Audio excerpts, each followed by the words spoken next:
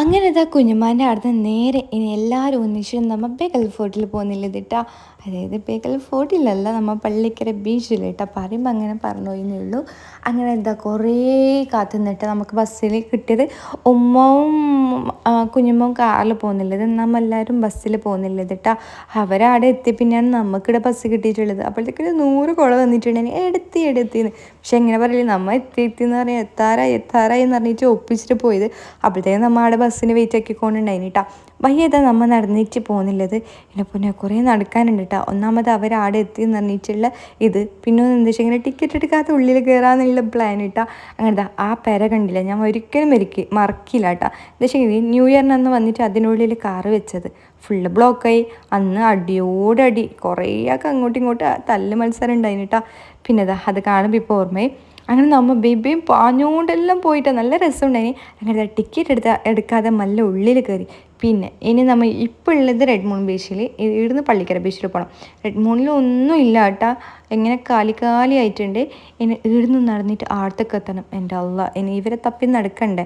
അങ്ങനെ ഇങ്ങനെ പോകുന്നില്ല, നല്ല രസമുണ്ട് കേട്ടോ. പെട്ടെന്ന് പ്ലാൻ ഇല്ലെങ്കിൽ നമ്മൾ ഇരുന്നിട്ട് പ്ലാൻ ആക്കുന്നുണ്ടെങ്കിൽ ഒരു കൊല്ലം കഴിഞ്ഞാലും പോയില്ല കേട്ടോ. പെട്ടെന്ന് പ്ലാൻ ആക്കി എങ്ങനെ പെട്ടെന്ന് പോകാൻ പറ്റും.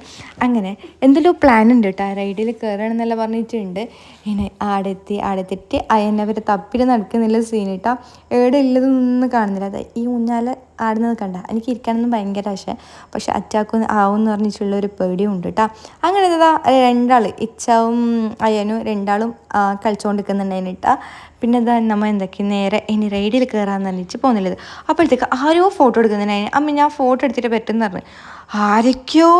ആരോ ഫോട്ടോ എടുക്കുന്നില്ല. അപ്പോഴത്തേക്ക് ഞാൻ ഫോട്ടോ എടുത്തിട്ട് പറ്റുമെന്ന് പറഞ്ഞു. പിന്നെ ഓന് കൂട്ടിയിട്ട് നേരെ ഇടുന്ന് മുങ്ങിയിട്ടാ ഇനി റൈഡിൽ കയറണം. ഞാൻ ഇതിലിരിക്കാൻ പോകുന്നില്ലത് കേട്ടാ.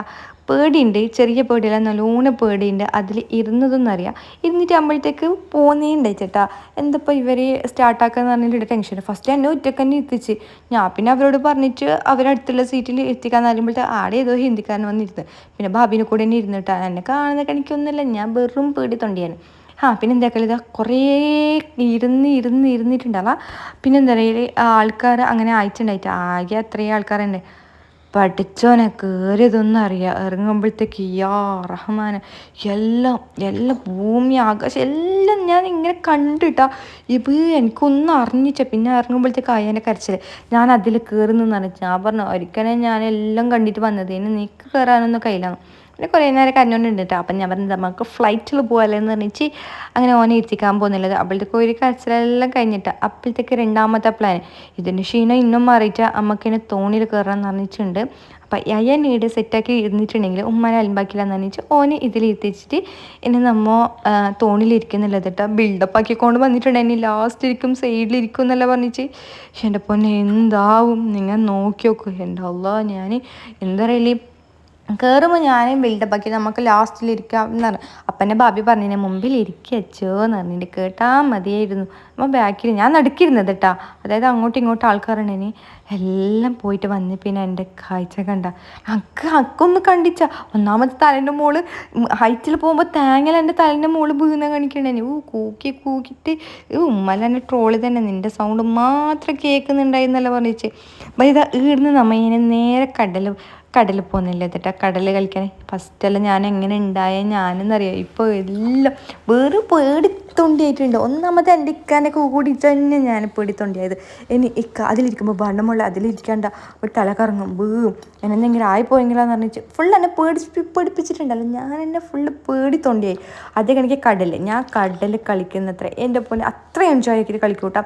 ആടുന്ന് കസിന് കുറേ വിളിച്ച് ബാ ബാബി എന്ന്. പക്ഷെ എന്താക്കല് എൻ്റെ പേടി, എനിക്ക് ഇത് ഫസ്റ്റ് ടൈമാണ് ഞാൻ കടലിൽ കീയാത്തത്.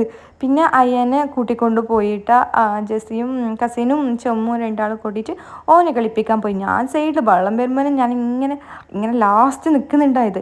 ഒന്നാമത് വൈറ്റ് ഡ്രസ്സ് ഇട്ടിട്ടുണ്ടായിന്. ഇനി കടൽ കയറിയെങ്കിൽ ശരിയല്ല എന്ന് പറഞ്ഞിട്ട് നിൽക്കുന്നുള്ളത്.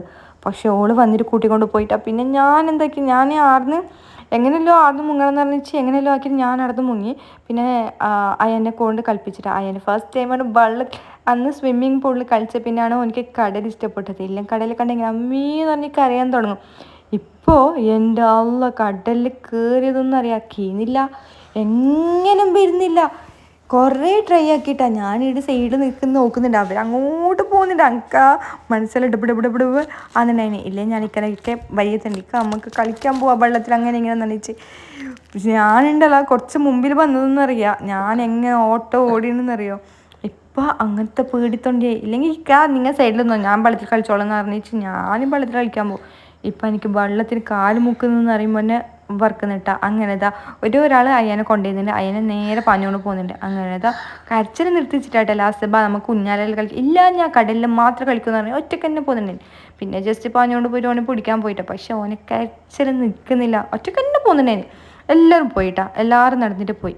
പിന്നെ ഓനെ എടുത്തിട്ട് ഞാൻ നേരെ പോയി കഴിച്ചു. അപ്പം ഇന്നത്തെ വീഡിയോ അടുത്ത വീഡിയോയിൽ കാണാം.